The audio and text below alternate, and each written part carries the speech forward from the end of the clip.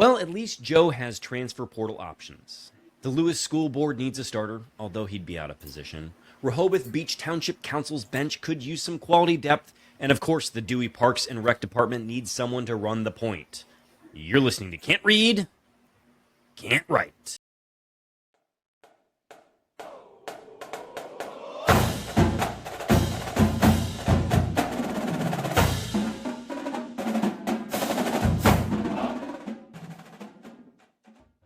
Welcome back, everyone, to another episode of Can't Read, Can't Write, the podcast that proves Spartans can talk. I'm Mike Jones, joined as always by the guy who's waiting for Small's call, Alex Plum. Alex, how are you doing? Come on, Kamala. I'm here. Kamala, be our nation's mamala and give your buddy Al a call. You can call me Al, Kamala. Whatever you call me, just give me a call. Here to serve. I think I'd be a good vice president. I think so too. You bring all the right energy. I would enjoy seeing you do a debate. Oh, that'd be fun. At a press conference. Me at a press conference reads a lot of like Josh Lyman energy from The West Wing. Just a lot of don't put you in a press conference. Foot in mouth and that was a stupid question. What are you, a dumbass? Kind of moments. So, Greg would scold me if he was here. For not being an ally, but I do think I think Pete probably would have you beat in that regard. Yeah, that's fair. That is fair. We like Pete, so I'm rooting for anyone, right? Really. Do you think he'll ever lose the title of Mayor Pete? I don't know. Do you think that will haunt him forever in a weird way? I mean, he was a good mayor. The people of Fort Wayne liked him a lot. Fort South Wayne. Bend? Oh, South Bend. Shit, see? America's mayor, Fort Wayne, South Bend. My friend that lives in Fort Wayne is now losing his shit because I'm an idiot. So, John McCoy, Laya. Well, of course, we want to thank everyone for listening. And if we could ask a small favor, please share the pod with Spartans in your life. Rate, review, and subscribe wherever you get podcasts. And of course, follow us on Twitter and Instagram at Spartans_Pod. Please check this one out on YouTube and do us a favor and wish Kevin Grech a happy belated birthday. He's not with us, both doing work and celebrating. Well, work, whatever that looks like. Yeah, truly. Yeah. I'm not sure why he needs to be in person, but whatever. Anyway, Plum, what are we doing this episode? Well, folks who know that we always start behind the green wall, and football generally always leads there when we have things to say about it. So we'll let our discerning listeners prognosticate as to what no news means for that program. We have a lot to say about Michigan State men's shooty hoops. We'll talk a little hockey. We'll give a shout out to one of our favorite Grass Lake area restaurants. Before we head off Grand River, talk a little about our boy Tyson before ending the episode with our folks' Twitter questions. Michael. All right, let's get to it. Let's head behind the green wall. And yeah, I'm itching for some football. I think we only got 5 weeks till football. Ooh, is that it? That does look right. Yeah, that is right. It sounds very exciting. Yeah. So we're gonna chat a little Moneyball because Graham Couch, Nate Bott have been on the Moneyball beat. Yep. And so I want to chat with you about this, Plum, since I don't know that there's anyone who will come down harder on a quote from an 18-year-old than you. But I take that as a compliment. I want to be explicit to all listeners that is a compliment. But so we got articles from Graham and Nathaniel Bott. Graham did one on Garrick Norman, who was the redshirt freshman, obviously redshirting last year, and then one from Cohen Carr, who will be entering his sophomore season.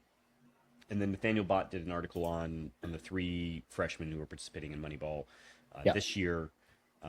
So I don't know. I'll start with you. Like, any takeaways as we live in this July moment of being weirdly excited about basketball, which won't be around for many months? I don't know. I mean, Garrick Norman is got a frustratingly beautiful name. Great name. Great name. Great name. He's got size-ish. 6'5" is, no, I guess that's not huge. Not for 5 at least. But I don't know. We're going to see what he can do. He's a plays a 3. Okay. I'm just thinking, like, you got a guy with some amount of size who's put on a tremendous amount of strength. I mean, taking the red shirt was clearly in his interest last year. It's one of the pieces that he reflects on with Graham. It's good to hear the itch. I mean, that's the I think that's how he titled the article, itching to play. And that's good. You should be. We've created some space now. You've got some guys out of the program. We've got a lot of younger guys now, but this is your next opportunity to step up. He didn't have like a breakout Moneyball experience. I mean, he wasn't throwing down dunks and stuff like Cohen Carr was. He wasn't, which, people were there to see Cohen Carr for a number of reasons, but he's a reliable kind of goofy Texas born white guy and with a goofy name. But he needs to be a reliable shooter. He needs to be able to move the ball around. I think you saw some capable play out of him during Moneyball, but I don't know. Am I wrong on that? I don't, from what I've read, at least he wasn't, I don't mean to, I'm not trying to shit talk him. I'm just saying, no. What we want, he's emerging out of this red shirt unknownness. This is his opportunity to step in. I'm going to save the excitement that you have for you. I don't know what to say about Garrick Norman, other than I hope he lives into it. I think some of this is culturally telling, which is interesting to me. One, I forget what exactly he was ranked. He was either just inside the top 100 or just outside the top 100. Either way, a highly ranked 4-star kid. Yeah. And you don't see red shirts anymore. Yeah, that's true. And even when you should take one, a lot of kids will be like, no, I'd rather play my 2 minutes every now and again. Yeah. And so I think what that means for this year, I don't know. I wouldn't pretend to know. I think the Graham points out in the article that Frankie Fiddler helps a lot. Yeah. Because smart. Now there's no pressure for Garrick Norman to be anything more than a freshman. Yeah, exactly. Not expected to start, expected to come up and provide some support in the wing, small power forward. I mean, or small forward, that's the kind of play that I think you can reliably count on the kid for. And what was interesting to me was, and Graham points this out, was that he talks a lot about Matt McQuaid in the article, looking up to him, Matt McQuaid, Texan, and was, obviously Izzo, but McQuaid was very involved in recruiting Garrick, and then Garrick gets to campus and Matt McQuaid leaves for the league, which is great, good for him. And, but Graham points out, he's like, I kind of want to pattern my playing career after Matt McQuaid. And Graham's like, apparently unaware of the mid-career struggle that young Matt McQuaid had. Matt McQuaid was loathed before he was loved. But I mean, that's sort of legacies about your last moment sometimes. Right. Kenny Goins hated. Correct. Until he was not. Until he was loved. So, yeah. So anyway, from a culture standpoint, I've heard Garrick Norman talk on other podcasts. He seems like a really great kid. Yeah. Good teammate. So taking a red shirt is simultaneously selfless and selfish at the same time. Like good for him and good for the team. So excited to see what he brings and should be viewed as a freshman. Still developing. The other piece on Cohen Carr, I'll start with the thing that impressed me most about Cohen Carr was that he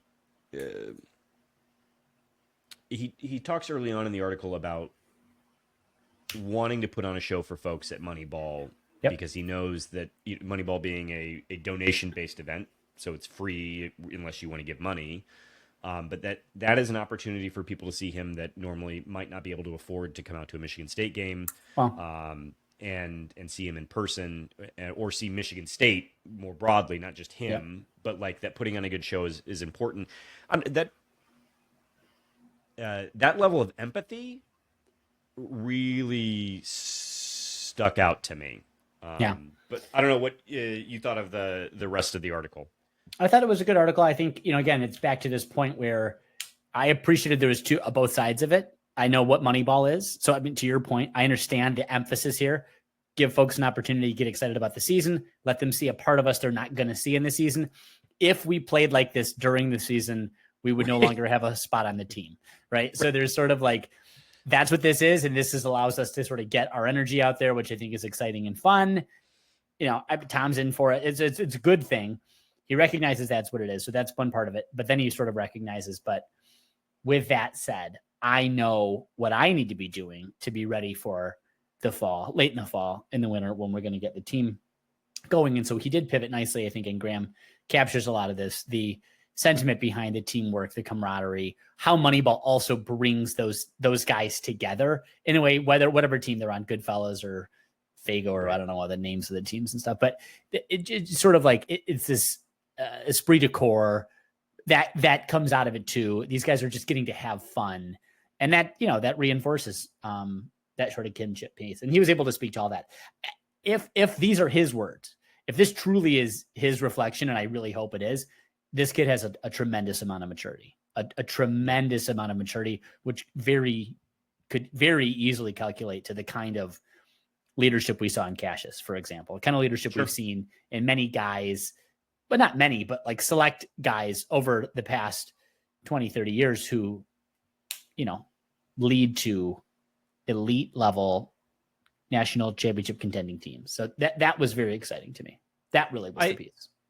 I also thought it was interesting, and this is directed at the listeners and certainly not anyone I'm on the call with, but that someone who's as clearly athletically gifted in ways that, I mean, he's in God's top 1%, right? Uh-huh. That the talk about a loss of confidence in last season, and knowing that, being able to say, obviously I need to continue to work on my shot, but like, I can shoot the ball. Like, that is something but in that moment, losing confidence. And so, I think it's, I don't want to say it's humbling, because it's not, but it's interesting when you're able to see yourself in someone who possesses things that you could never imagine possessing, right? Yes. That we all, at times in our lives, have a lack of confidence. Even lack of confidence in things that we're good at. And so to see Cohen Carr talk about that was, I don't know, I found refreshing. I don't have a ton of thoughts on the freshman piece from Nathaniel Bott, but I'm curious if you had any thoughts on the incoming freshman. What I liked was Nathaniel Bott's typo in his second paragraph of the article, where he talked about Team Goodfellas with a win over Team Fag. And I was like, that's a slur. I don't need to tell you, Nathaniel, how that makes me feel. But your editor's going to sure hear about it in the morning. And I'm going to need an apology and a retraction. So that's great. Team Fag. I'm like, am I in Wisconsin being slurred? Jesus Christ. This is just horrible. No, I mean, you got some guys. I think this is great. Kurt Tag and Jace Richards. You sent the leak about Jace being interviewed about who his favorite player was. He didn't pick his dad. Not his dad, right? Which is just like perfect. Did he pick Cassius? Yeah. Yeah. So did so actually there's also, I didn't send this one to you, but there was also one with Kurt Tang, who, if I recall correctly, also picked Cassius. And there's a reason. Well, what's interesting to me is the moment in this is a reflection on when sports hit your identity. When you're a fan as a kid, and so it's interesting to me to see what doesn't feel all that long ago. But for these kids, might have been really at, for some Sentinel. of them, 12 years old when they were watching Cassius. So I don't know. It makes me feel very old, but God, but when you say that they were 12 when Cash was playing, that does make me physically sick. Is that fully true? If they're 7, yeah, I mean, maybe, yeah, 12 or 13. It is upsetting. Yikes. That is upsetting. Yeah, because 2020. we were doing this pod when Cassius was around. So that Oh, would yeah. have been 19. Yeah. That would have been 5-6 years ago, and Yeah. then Yeah. and then he played obviously many years before that. So yikes. So anyway, the one piece that'll be interesting is Jesse McCullough, who's a sort of a stretch 4. I'm super curious to see what happens with him this year. He does seem like someone who you could see redshirting like Norman, just the way the minutes are this year. Yeah. TBD, but yeah, TBD. I think that's right. I did appreciate in the article just them kind of reflecting on how hard Tom Izzo's practices are. And I'm like, Yeah. good. At least he's fucking doing something. I hope they're hard. I hope they're destroying you. That's the goal. Like, I need Tom Izzo return to form. Asshole, mean, just soul destroying, build you back up. But I don't know if that works. It's got to be helpful that Jace is there to be like, no, this is just, trust me, my dad said this is who he is. Yep. Yeah, that's true. You're right. The inside track perception piece could be. Yeah. He's not being hard on us because we're freshmen. Yeah. He's just this way. Yep. All right. Let's chat very briefly, more of a news update, which is my favorite type of thing that we do here. Very good. MSU hockey has added Vladislav Lukashevich. Yeah. Am I getting that? I think so. Cool. Close enough. So we're going to call him Vlad. Okay. Hope he's fine with that. He's a defenseman, so this is someone who's sort of backfilling for Artie. Mm-hmm. He was third in the USHL for scoring for a defenseman with 11 goals and 32 assists last year. Yep. Second team all USHL, and is a 4th round NHL pick by the Florida Panthers. They're still the Florida Panthers, right? Yeah, I'm going to go with that. Okay. So anyway, do that hockey, Vlad. Come on, Vlad. Do that hockey. I mean, yeah, I think it is, again, speaks to Adam Nightingale. He knows what positions he needs to be able to slot in.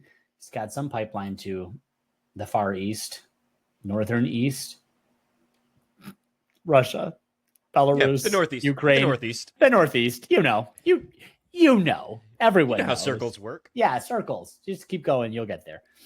I have no clue where Vladislav Lukashevich is from, but wishing probably like Spokane or something stupid, and I'm just an idiot.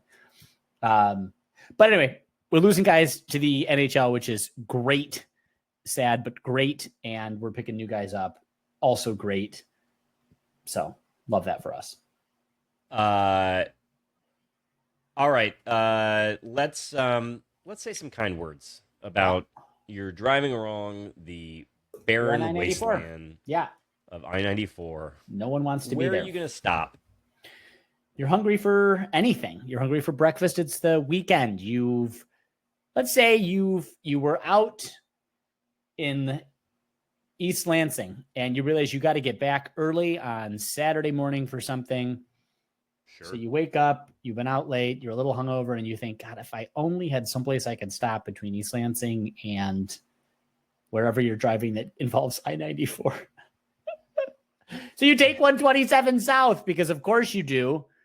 And then all of a sudden you find yourself smack dab before you know it on Clear Lake Road, and you're at Mama's Mercantile and Eatery, and you're getting what might be the finest brunch in whatever county that is. Could be Eaton County. Could be any fucking county. I don't know what county it is. Jackson County. Maybe. You can't tell me what it is. What you can tell me is that you're going to eat great. And you're not going to care what county you're in, what lake you're near. Jackson. Yeah, you're not going to care. You're going to know that you got a full belly. You've had sumptuous libations. They've got the standards. They've got your eggs. They can do whatever you want. But then they've got great specials. They've got blue plates. And more importantly, if you mention can't read, can't write, they're going to take 10% off your bill. Now, in the past, they've taken 100% off their bill. But the problem was so many of you flocked there. They're going to go out of business. You guys, you can't put this place out of business. Yes, they're that good. You can't do it. So 10%, that's the best they can do. But keep coming, come back, and go to Mama's Mercantile and Eatery. Quick plug. Monday nights, they have trivia if you want to check in for that.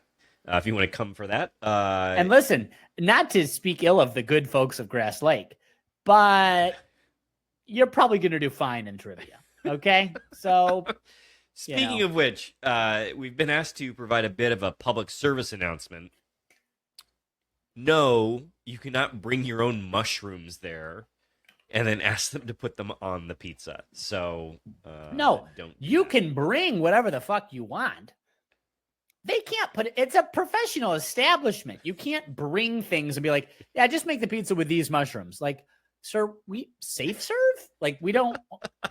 Now, I like to think whoever did that worked for the health department and it was a test. And that's how that health department, and again, whatever nameless county they're in, operates. But you want to bring your mushrooms, just sprinkle them on the pizza yourself. And if you need them to melt or whatever, bring your own pizza oven. I'm sure they have an outlet. You can plug it in. Blowtorch.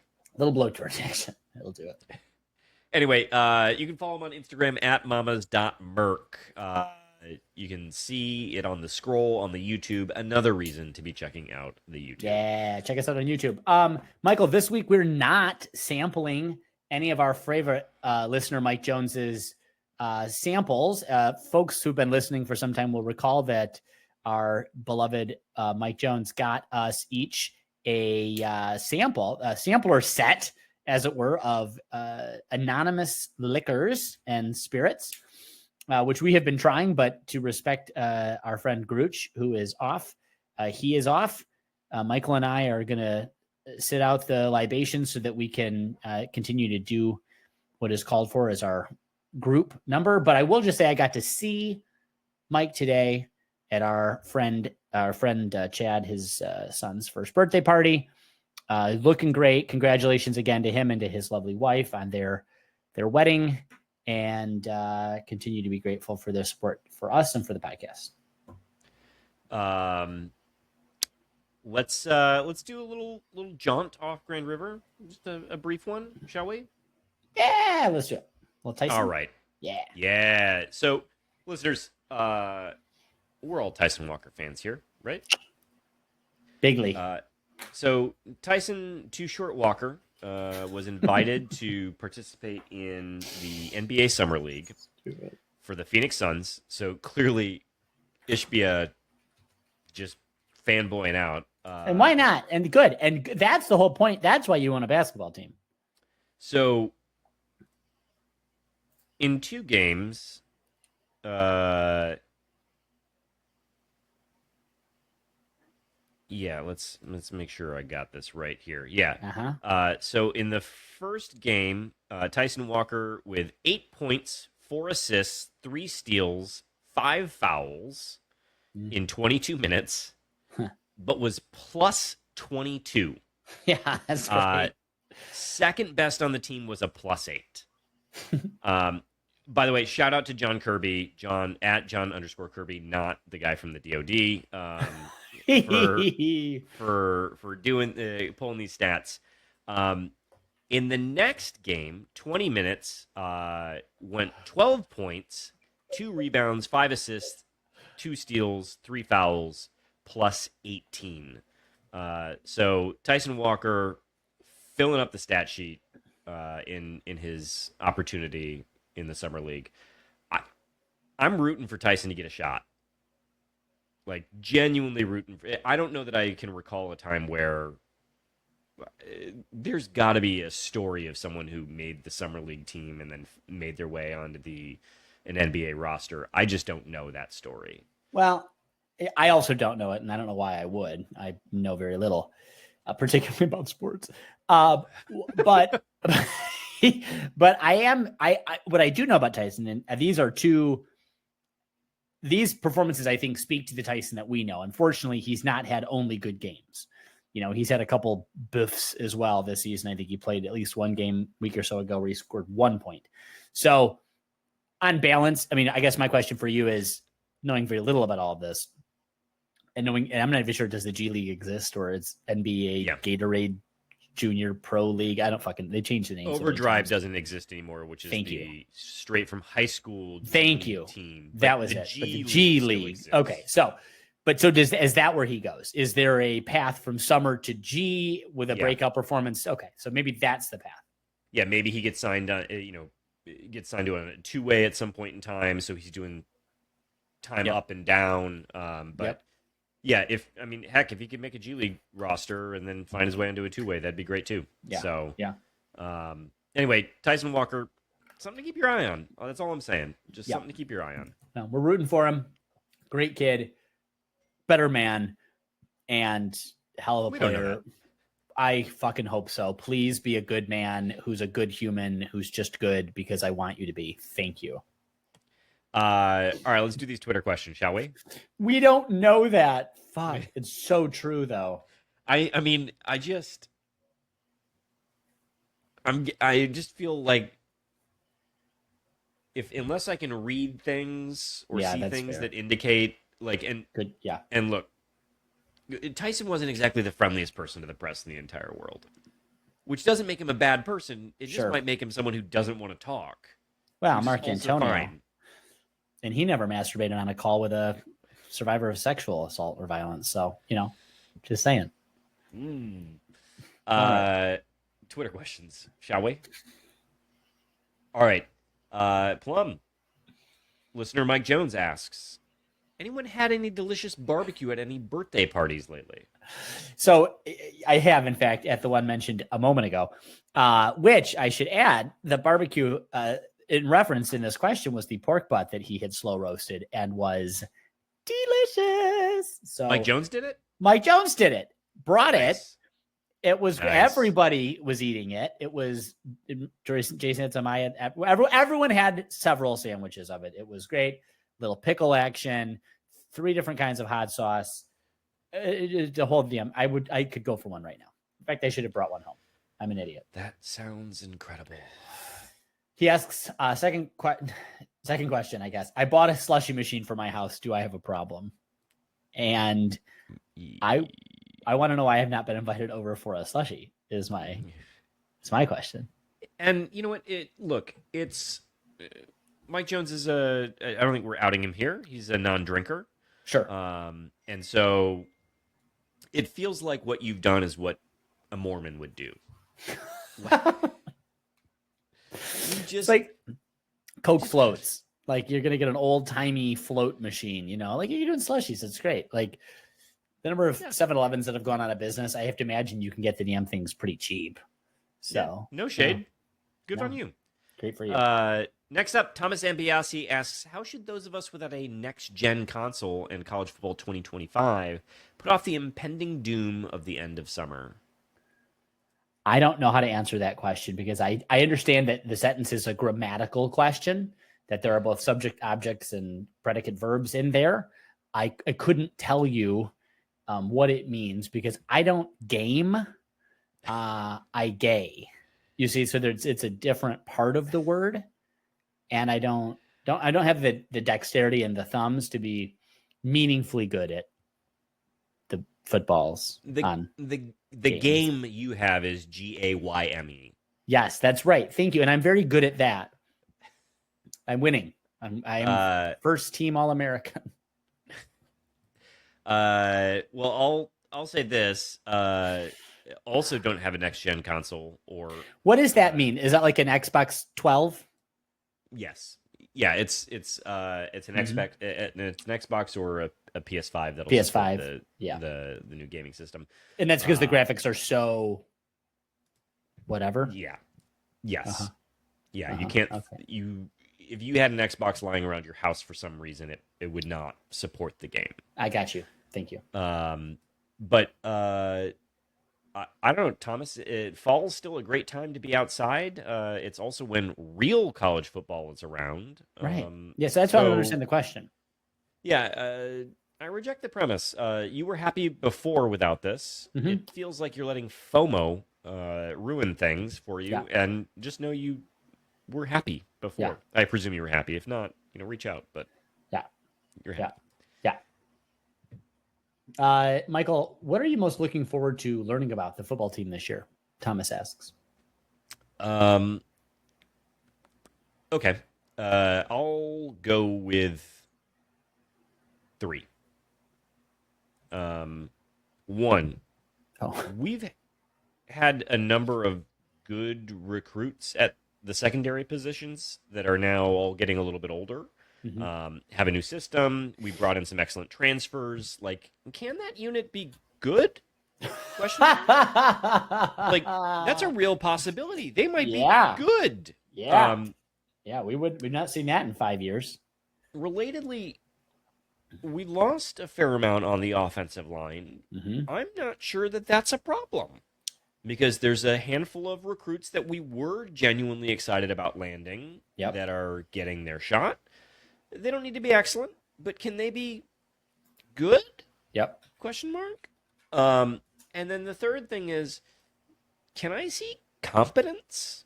Competence doesn't mean winning, but can I just see a competent strategy put together that leads to competitive football? That's all I want. And so those are the 3 things I'm most interested in finding out about this team.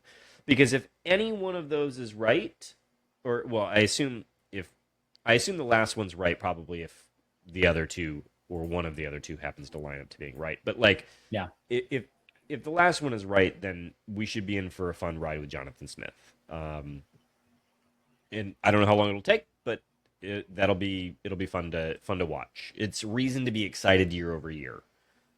And you'll remember, folks, even in 2021 with Kenneth Walker, there were wild instances of incompetence and lack of discipline. Do you remember the sideline celebration penalties that we would get or sideline interference? I'm sorry. And so Mel Tucker was practicing not standing too close to where the referees run. You wasted practice time for something that you should just be able to say, don't be stupid. We were stupid. We're the stupid ones. This is the kind of shit we called it charming. Oh, his energy and enthusiasm, how ebullient. Yeah, look at he's got a guy who's pulling him back. Someone's getting paid to pull him back. Or a player back. So stupid. Can I just say that what I'm interested in, we didn't talk about this today, but there's several guys who went into the portal who have not landed somewhere yet. And so I guess the thing I'm looking forward to see is, does Jalen Berger try to come back? Davion Prim? I mean, there are more guys who have not landed, but those are 2 names who we talked a lot about on this podcast who have been core parts of this program. And no Schadenfreude, because I wouldn't mind having him back. I think the depth anywhere is not a bad thing, and you've got guys that know the program, but I'm seriously interested. How many, if I know any, Berger just graduated. So can he not even come back? No, he could. He can. He might have to pay for his own grad degree, or I don't know if they're going to waste a scholarship. Waste isn't the right word, but you know what I'm saying. Like, I don't know if they'll use a scholarship on him. Yeah. But no, actually, that's a fair call out. If you didn't have a home, and if you're a coach, do you take a rental? Be like, I know you're not going to stay because clearly you didn't want to stay, but you don't have a home. I could use some depth. No big deal. Or do you say, no? And Maan Neotete or whatever, linebacker. You need to talk about that. And again, I think he's one that we're sort of like, okay, well, if you got to go, see you later. Yeah. But again, having the depth, anyway. So whether they come back or not, I think that for me is, I completely second everything you've said. And that's one more. Plum, next up is Kate Wall, who asks, who do you endorse for president? Again, politician or non-politician? Well, it's got to be Kamala Harris if I'm her VP. But if I'm not, I don't know. Okay. No, I don't know. I don't care. I do care. It is any functional adult, really, frankly. It's any sentient functional adult. And now, I love Joe Biden. I think he's been great for this country, and I think he's been wonderful, and I think he's proved himself as an even better statesman. I know we're not a political podcast. Our politics come out from time to time, but that's not the focus of it. So it is what it is. Good on him. I think he's done the right thing, celebrating his achievements. I think this cements his place in history. He'll be lionized, panegyrics, the whole fucking thing. Whether and to what extent Kamala can, if she's the gal, if they go through this process, yeah, why not? Yeah. Let me ask you, what non-politician do you endorse for president? Ooh.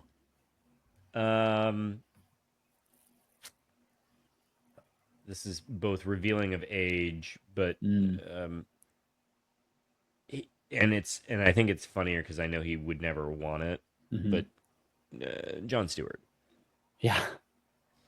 Yeah. Like I know he has zero interest in that. Yeah. But even his advocacy work has been excellent. Yeah. So, and maybe that's all the more reason he should have to do it is because he doesn't want to. But so good. So good. All right. Next up, Spur Team 18770. Michael, will Michigan State football be able to compete for championships in this present day, being a developmental program? Are you going to comment on, is that the appropriate use of present? Of course not, but we're going to let it go. Okay. Yeah, I don't see why not. And the fact of the matter is that even if you want to take the programs that land the best recruits, Georgia, Alabama, Ohio State, Oregon, there's still plenty of prospects on that team that they have to develop into meaningful contributors. Injuries still happen, and you're not plugging 4-star freshmen all the time. Like, you might have a 3-star depth piece that has been in your program for a bit. Like, development matters. So, and I will say, while I think Greg and I disagree a decent amount on how to evaluate the program today, I don't disagree with the premise that Michigan State can and should be recruiting at a better level than it is currently. Not presently. Not presently, they should be doing. I almost said it just to annoy you. But so yes, I think those things can exist, and you look at some of the D'Antonio programs that were super successful. They still had plenty of 4-stars on those teams. So yeah, that's right. Yeah, I think defining what it means to be a developmental program is the real question. And I guess my point is you cannot be successful without being a developmental program. Thank you. Yep. So. Yep. Here.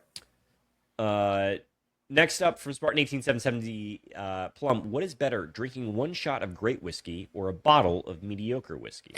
I will say in my years of living, I have I'm an idiot. I would just say savoring things, experiencing things, stopping what you're doing. I mean, I think part of it, this is going to be a longer answer to a simpler question, but just because in America, particularly, I think we have so much of everything. Go to the grocery store, go to Target. There's just so much stuff, quantity, volume, excess. And there's something Costco, and I shop there, but there's something to be said for just stopping. It's like putting the phone down. It's stopping the scrolling. It's stopping the endless consumption, whether it's of purchasing things or it's just the way we consume entertainment, we consume information, we consume needing to be our dopamine receptors just firing. And I think sitting down with just one shot of good whiskey, whether you drink it neat or you put an ice cube or a couple drops of water in there, whatever it is, and just sitting quietly, and maybe you're talking to a friend or you're in front of a fireplace or you're outside in the back, whatever it is, you just disconnecting and just savoring it and letting that be a quiet, unwinding moment where you're just you and your thoughts, or you and your God, or you and your friend or partner or whatever, just, humanizing things, slowing down, getting your feet on earth. There's something about that. I think if just in general, if all of humans could just take more time to just disconnect and breathe, and whether with whiskey or not, I think we would solve a lot of fucking problems in this world. So it sounds like your answer would be the same if it was one shot of mediocre whiskey or a whole bottle of mediocre whiskey. Yes, that's right. I think that's it. To the shot. Well, because if it's drinking a shot or drinking a whole bottle, like what's the point of drinking the bottle of Jim Beam? Like, how you're going to feel. So spare yourself. Just drink the one shot of Jim Beam. You're still not going to feel great. And 8 Miller Lights. It'll be fine. You'll be fine. Fine. And anyway, if you don't know what Johnny Walker Blue tastes like, you're going to love the Jim Beam. So, all right. Next up tonight is the Keith Ski, who I'm going to fire this shot right across your bow, my friend. You guys duck questions a lot, he says. Not a question, though I would like to know what he's referencing, because I don't know how many questions I've ducked. If anything, I have to have my responses scrubbed out of this podcast because they're too spicy. Well, he's asked us some questions about how much people get paid on the team that we've not answered. How would we know, Keith? Because some people have told us. Well, they haven't told me, Keith. They haven't told me. But, and as we explained to Keith at the time, that people tell us things, and that lets us make a more informed show. But if we want people to keep telling us things, we can't just go blab them. I think we've decided that if we've got something from a couple different places, then it's different than if just one person tells us something. Yeah. So there's that. Also, Keith, I'm trying to remember. We must have dodged a question of yours recently that you're salty about. I don't know. It's more likely we just didn't see it. It's most likely Speaking of which, I need to make sure I didn't skip some other questions. I need to check the email. While you do that, I'm going to ask the next question to myself. Plum, how do you make in-person football better than at-home TV football? Well, I think the answer to this is the same question or answer. Okay. The answer is no more TV timeouts, which is to say no more commercials. Or not no more, but remarkably fewer. That has to be the first, second, and final answer to that question.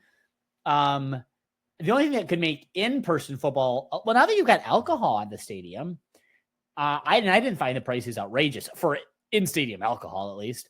Maybe for every, I don't know, maybe like more melting moments, but free melting moments. I don't know. They don't have in football games, which I wish they did because they have them in basketball games, the turkey legs. That would be great. Giant ass turkey legs in football games. Beer in one hand, turkey leg in the other, melting moments in your pocket. That would be great. The melting moment is melting that moment right down. Yeah. As there are fewer commercials. What's worse than that? Nothing. Better. Few things. All right. Let me ask. No, I've already answered too many. For you, finally, from the Keithski, hypothetically, MSU's in the running for a championship contending player for basketball. You are asked to donate to NIL. What is your cap? That's a good question. I don't know. Today, Keith, or when we're actually contending? Let's say when you're contending. I got to be honest. I don't know that I'm contributing anything. Anything. Not $1. I will not give $1 to an NIL program. I will not do it. Is that wrong? I mean, would you give $1? No, I mean, I don't know, maybe $1, maybe $5. Like truly, I don't know. Yeah, it's hard for me to put myself in that moment of where and I have a hard time believing that we're like a player away, because truly to be at the place where you think that you're a player away, mm-hmm.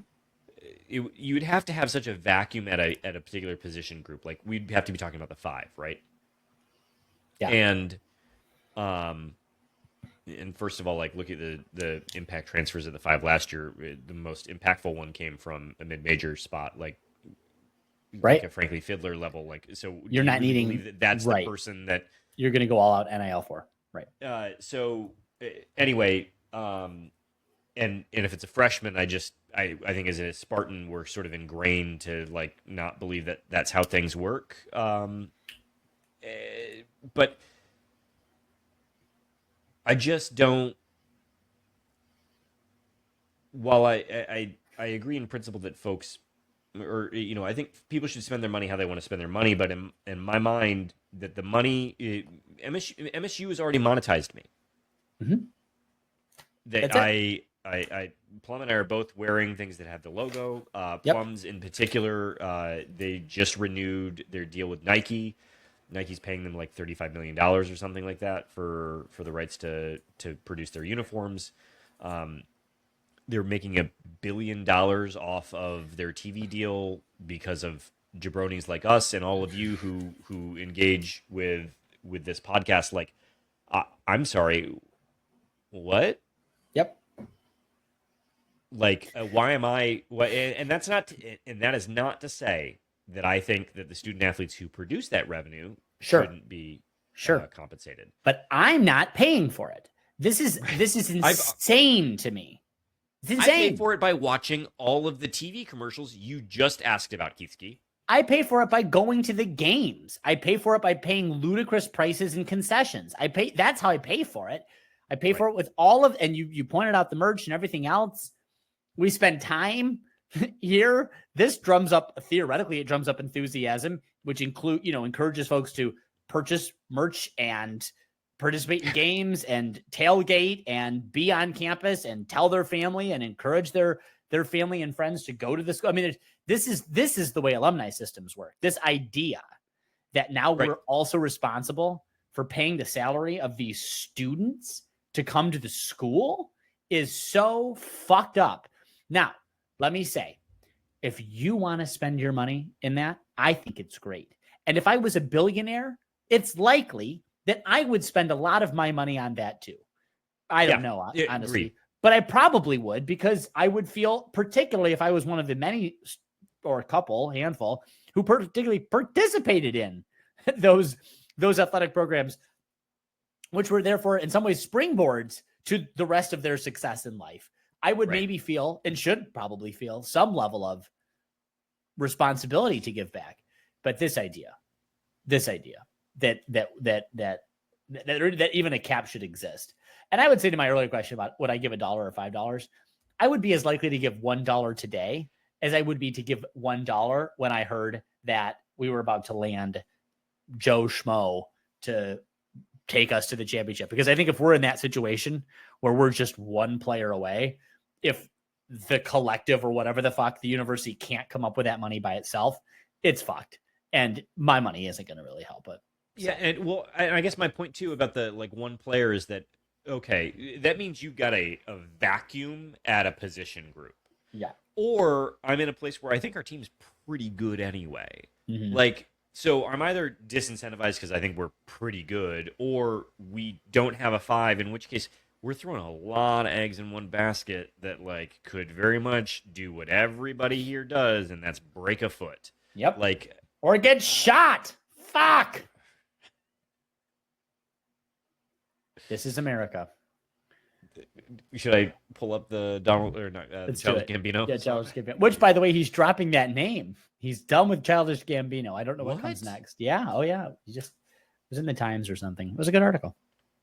Right. I clearly didn't read it carefully because I don't remember if he's. So is he just going with Donald? It might be, or maybe he's not doing music. I can't remember. It's the whole thing. I think he said he's quitting music several times. Yeah. But anyway, all right. Joe Ashworth. Yeah. For you, which college football program is going to suffer the most from the release of College Football 25? It sounds like us. It sounds like we're pretty terrible. And the offensive line is bad, and Aiden Childs has already transferred to USC. I don't know. It seems not cool and not fun. So But Joe, I don't know.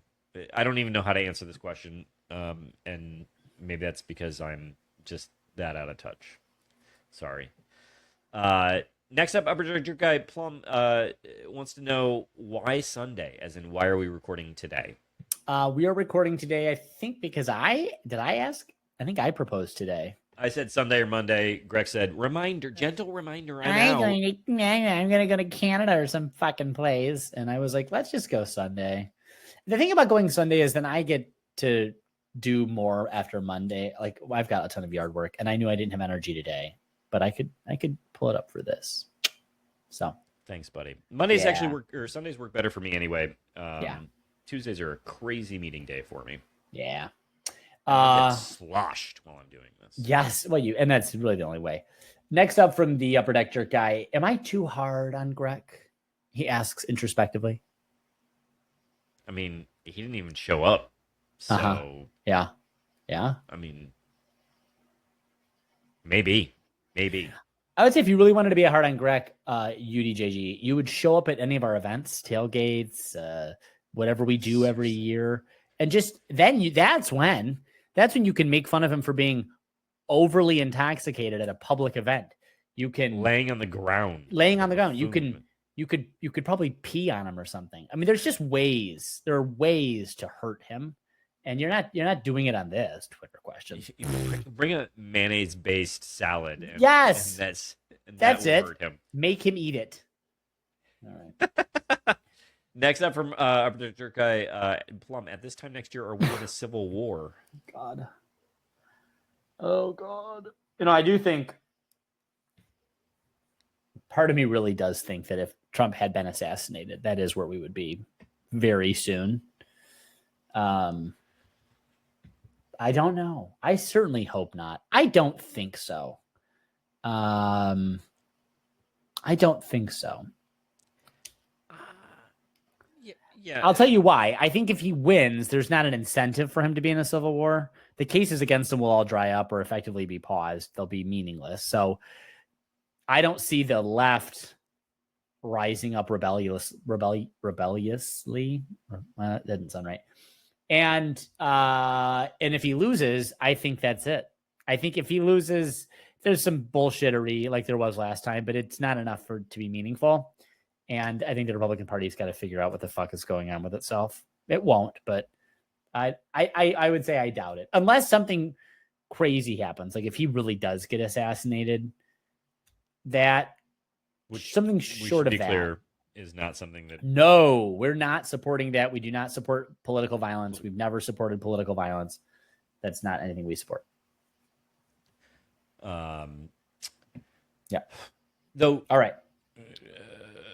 We would have a president in office who could take official actions that are perfectly A-okay under. Well, I mean, in terms of suppressing a war. Right. There are. Yeah, that's right. There's steps. Okay. Next up, Beppe Plum. Michael Beppe writes, I'm at a Steve Miller Band Journey and Def Leppard concert. Not sure I will get my questions in. Plum, I've seen Guster at Freedom Hill. So guys, who is the best artist you've seen? And why is it surprisingly Willie Nelson? Dude was a surprise for sure. Now you know. I've actually not only seen Willie Nelson, I've met Willie Nelson on Willie Nelson's tour bus. And I don't think I've been told this story. Oh yeah.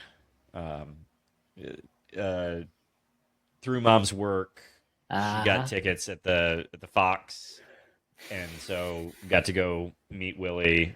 And it did smell how you think it might smell on the bus. Good. Great. But it's really great. It was a very cool moment. But that was not my best show. Like if that hadn't been said there, I wouldn't even remembered it in the catalog of well, there shows. You go. That's something. So I don't know, who's your best? I don't go to a lot of concerts, and when I do, it's generally only Guster. And sure. I saw them at Red Rocks, and that was not their best performance.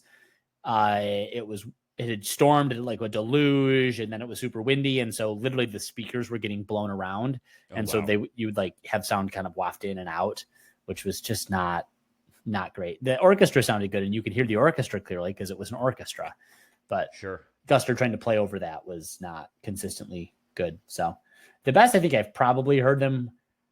They played in Atlanta once, and that was a great show. It was the right size, right acoustics, everything was great.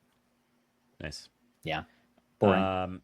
Next up, Beppe Plum. Plum, rant of the week, time zones. Seriously, no need. Does it matter if I go to school at 7 or 2?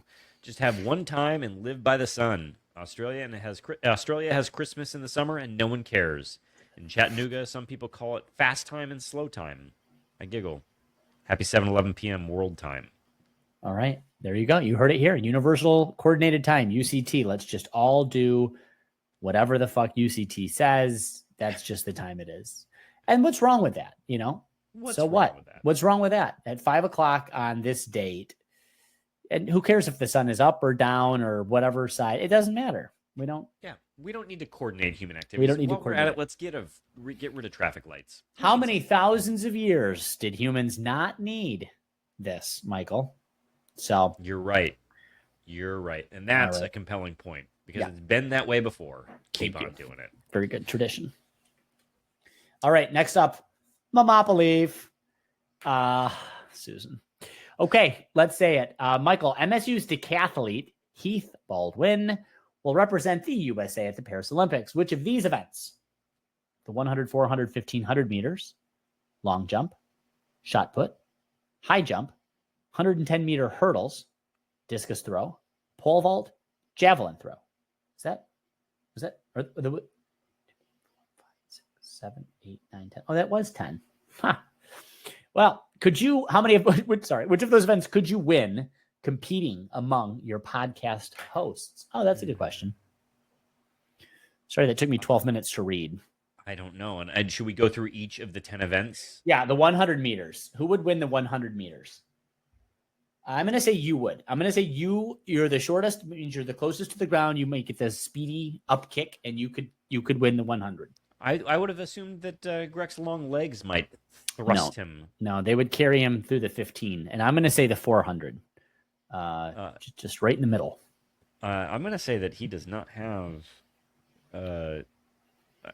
he might not have the lungs for that. No, you're right. He doesn't. I probably would do the 1500 because I run. Yeah. Mm-hmm. All right. Well, Kevin, maybe you get the 400. I don't know. Long jump is got to be Kevin Gregg. Yep. Right? Yep. Shot puts you, I think. I'm worried about the form. It would be dumb luck. Yeah, there is some form to it, but you got the chest and the arms, the biceps. Great biceps. Thank you. So that's it. High jump. It's got to be Grooch. Is it though? Those I think long so. Legs. Yeah, I don't know. I think just I think he does it. All right. And I bet he's got the hurdles too. Isn't height a? I tried hurdling. I'm the fucking. We're gonna give him hurdles. Shin breaker. Disc throw. You like Guster, and disc is that's great. Disc golf. Yeah, it's very similar. Okay, I'll take Dickus. I can throw dicks, so that's good too. Well, and if we're doing that theme, then I'm going to give you the pole vault. I'll take the pole. I assume you can work that. And then while we're at it, the javelin.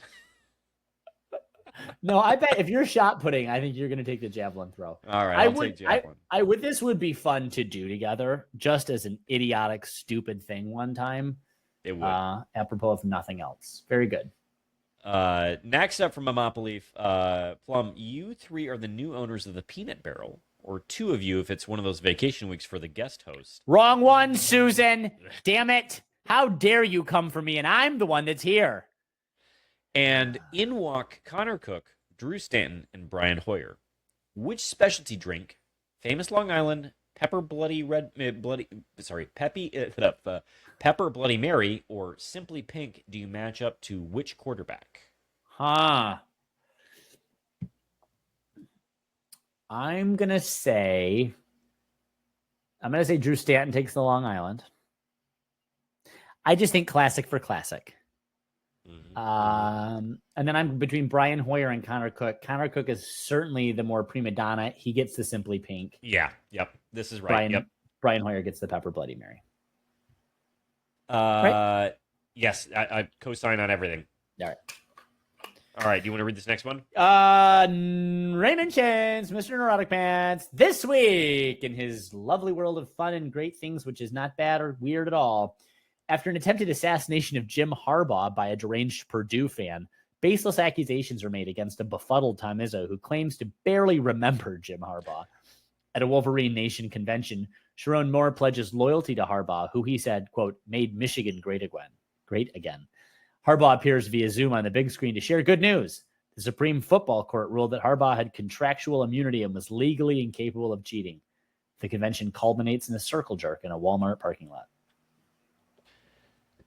Great. Excellent. Also, by the way, Plum, Graham is insisting he's near reporting on what happened with Central Michigan and Connor Stallions. Wow. This is breaking news. Now, he's been seeing this for like a couple weeks, so I don't know how. So he's nearer and nearer yet. He said he knows what happened. Oh. It's not yet reportable. This is what he said reportable on his podcast. Okay. So. Well, that's special. And I wondered too. So Graham, if you want to launder some of that information through us, we're happy to help. Yeah, please let us know because that's very good. Good. Okay. All right, Michael, next up from Mr. Nautic Pants, which dystopia would you most like to live in? 1984, communist authoritarianism. That's A. B, The Handmaid's Tale, extreme patriarchal Christianity. Or C, Terminator, after Skynet nukes the human population. Why wasn't the Matrix offered? Good. It feels like, if I'm being very self-interested, one of these is clearly better than the others. But for all of society, I'm going to go with C. Well, we're already living in B in many ways. So I don't know. I mean, B is in some respects like, I mean, I guess it's not extreme, but my God, this Project 2025 is not. I will say what I appreciate is that he put Christianity in air quotes, because I think that many people would say that very little of what The Handmaid's Tale was in any way emblematic of what many people believe Christianity to be. But that's for a different time. Confession, I've not actually read 1984. Oh. Yeah. Wow. Okay. Well. So, I mean, is it good in the way that, like, Catch-22 is actually also a good book to read? Yeah. I don't know if I would say that. I think it was good because of what it was at the time.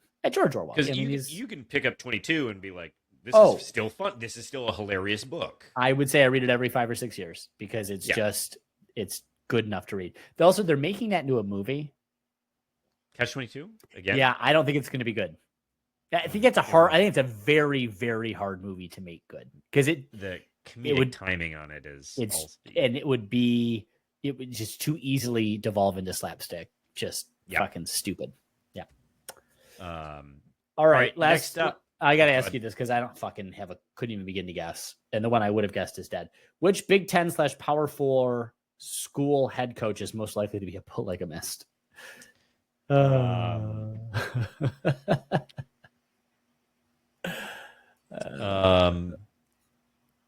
on, I want to make sure that